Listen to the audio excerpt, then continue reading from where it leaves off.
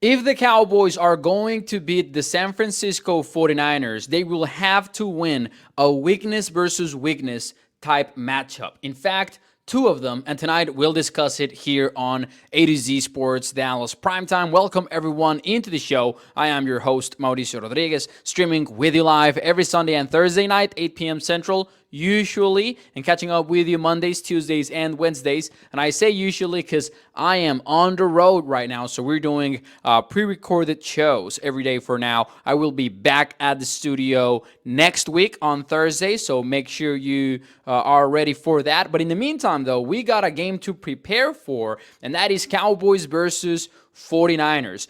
Both teams coming in at this game with a combined 6-7 record, which is vastly different to what we expected from last year's showdown. Remember? Because right now we remember the fact that the Cowboys got blown out of the water, rightfully so, that's what we remember. But leading up to the game, it was this huge NFC showdown. It was the game where maybe the Cowboys get a different result going to Levi Stadium. They were built the proper way, maybe with Brock Purdy on the other side. It was going to be a little bit difficult for the 49ers to pull this one off. And then the 49ers, of course, surgically destroyed the Cowboys. But that was the storyline going into that. It was an NFC juggernaut main event of the evening type battle, right?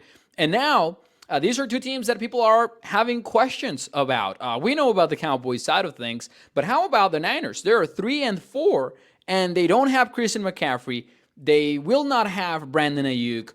Deebo Samuel is still up in the air as far as game status, and even though the Cowboys are also banged up, the fact that the Niners are struggling in some of these games and against some teams that they shouldn't be struggling against, because everyone, could lose to the Chiefs. That's why they're undefeated. That's why they're the back-to-back Super Bowl champions and looking to three-peat this season.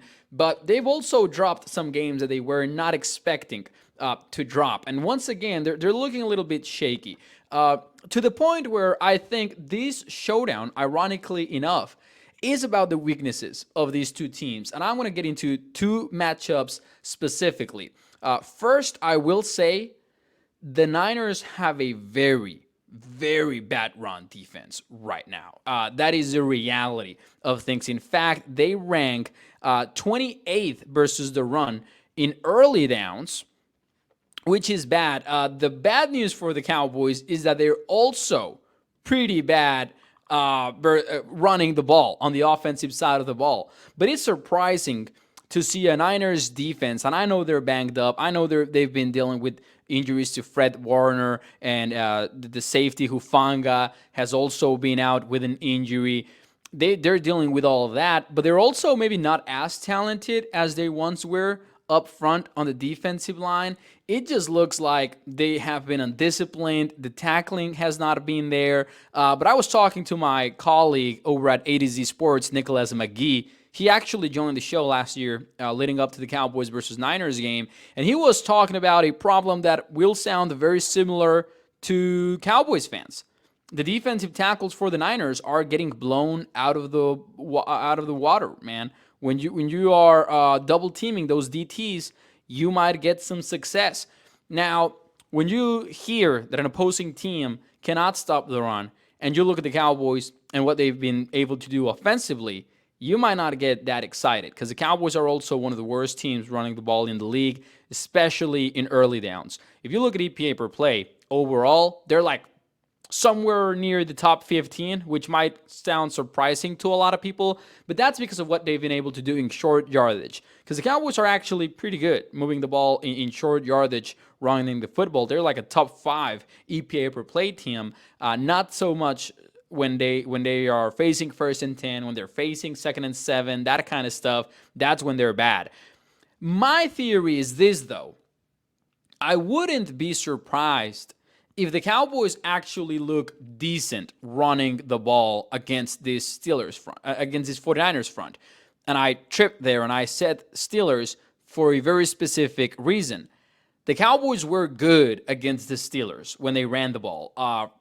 Rico Dowdle averaged well over 4 yards per carry in that game, and you could just see it all across the board. Cooper Beebe was climbing to the second level and blocking linebackers very well. Zach Martin and Terrence Steele were low-key cooking on the right side of the offensive line. And here is the thing. I kind of think the Cowboys getting Tyler Guyton back for this game is a massive deal as far as running the football goes. Because you might be thinking, well, Tyler Smith is a much better left tackle than Tyler Guyton is, and pass protection wise, we would be better off for a single game with 73 outside. I wouldn't disagree with that. I think it's been clear that Guyton is just not ready for the NFL yet, which is, I guess, fine because that is the path that the Cowboys chose. But game-wise, yeah, Tyler Smith is a better left tackle today. Maybe in the future that changes, which is what the Cowboys want to find out. But when they're running the ball, there's no question in my mind the Cowboys are better off with Tyler Guyton at left tackle. Not because Guyton is the perfect run blocker out there, but because Tyler Smith is an absolute beast at left guard, and he's been working with Cooper Beebe. And in that Steelers game, what changed seemed to be the chemistry between these two double teaming. And when you're running inside like the Cowboys want to do, those double teams are everything. And the Niners are struggling against those double teams. The same goes for Cooper Beebe and Zach Martin, and the same goes for Zach Martin and Terrence Steele. If you have that starting five offensive line, if you have your five starters out there on the field, the double teams are going to be better up front. And I'm not here to tell you that Rico Dowdle is going to go off for 115 yards or anything like that on Sunday night, but I don't think it is crazy to think that the Cowboys could run the ball well, or at least better than we expect them to on this Sunday night game, which I think is going to be key. I know for a good while I've been talking about the Cowboys, and I said this about the Steelers game. I said this about the Lions game. I said that, hey, the passing game is going to be key for the Cowboys to go out there and win this ball game. I'm not sure I feel the same way about the Niners, though. The Niners, low-key, have the third best passing defense per DVOA. They have Nick Bosa, and the Cowboys have shown that they cannot stop those top pass rushers so far this season, and they likely won't as long as they've got the two offensive tackles that they have right now, or unless, Tyler Guyton improves drastically after the bye week, but the Cowboys are going to struggle in that area.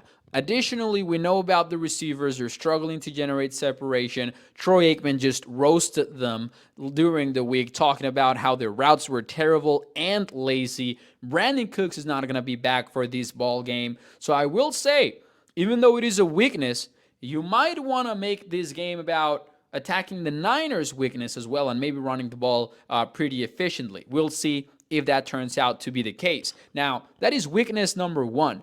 There is another matchup that I would expect the Cowboys to really have some aces under their sleeves and slow down the Niners offense in one specific regard. So before we talk about that ace up their sleeve, let me talk to you about our friends that also have plenty of aces up their sleeves. And I'm talking about Texas Card House, where you can join the premier poker experience where the thrill of the game meets the excitement of the community. Visit any of Texas Card House's 6 Texas locations, highlighting the Dallas and Las Colinas venues. Texas Card House offers a unique blend of luxury, sophistication, and camaraderie for poker aficionados. And I say this every show.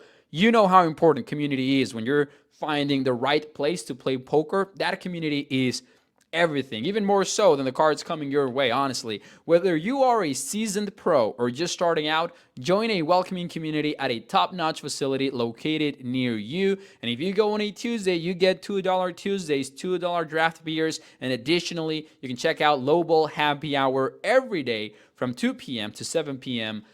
Over there, they've got some aces up their sleeves. Let me tell you about the Cowboys, though, and their run defense. They better come into this game with some specific plans to mess with Brock Purdy in the red zone. Speaking of terrible weaknesses from these two teams, the Cowboys are just bad in the red zone. They have allowed the second highest touchdown percentage in the NFL within the 20-yard line, And the Niners come into this one as one of the worst offenses inside the red zone. That is the reason why San Francisco has lost so many games this year. They just cannot punch it in. There's several reasons for that, in my opinion. Christian McCaffrey, you might think, is not being missed because Jordan Mason is out there killing it for the Niners every single week. However, the lack of McCaffrey in the passing game really closes things up for the Niners offense out there on the field. And that is because they don't have the threat of McCaffrey just motioning outside out of nowhere and being that dangerous pass catcher. Mason does not dictate defenses like that. So what teams are doing, at least what the numbers say and what the film says, is they're playing man coverage against these 49ers playmakers. And now that they're even more banged up without Brandon Ayuk, I think the Cowboys might just get away with it. Now, obviously, it's tough to say when you've got George Kittle in there and potentially Deebo Samuel. But if the Cowboys are able to play man coverage in this game and send some well-timed blitzes towards Brock Purdy, he is going to make mistakes. That's what happened last week. That's what has happened throughout Brock Purdy's short career as well. You can hit him up. You can play man coverage. You are going to get away with some takeaways in this game. And I would like Mike Zimmer to really turn it up when they're inside the red zone, because that just would make sense to me with the way that the 49ers are playing within the 20-yard line right now. That is the two areas where I could see the Cowboys stealing this game in San Francisco. Now, that does not mean that I'm picking the Cowboys over the Niners. We'll get to that tomorrow when we get to the Thursday preview show. But I'm telling you, after studying this game a little bit, I'm skeptical that the Cowboys can win this just because of what we've seen from the Cowboys against this style of offense. But honestly, I'm also not acting like they would never win it, because this is a banged-up Niners team, and they've got some major weaknesses. The same can be said about the Cowboys, though, as I'm sure you know, and we'll see how it goes. But if the Cowboys start to win this, they're going to have to win these weakness versus weakness type matchups, and that starts with the running game. That starts within the red zone. For now, though, ladies and gentlemen, hit the like button for me if you enjoyed the content. I appreciate you all supporting the show. Appreciate Texas Card House, and I'll see you again tomorrow. Bye-bye.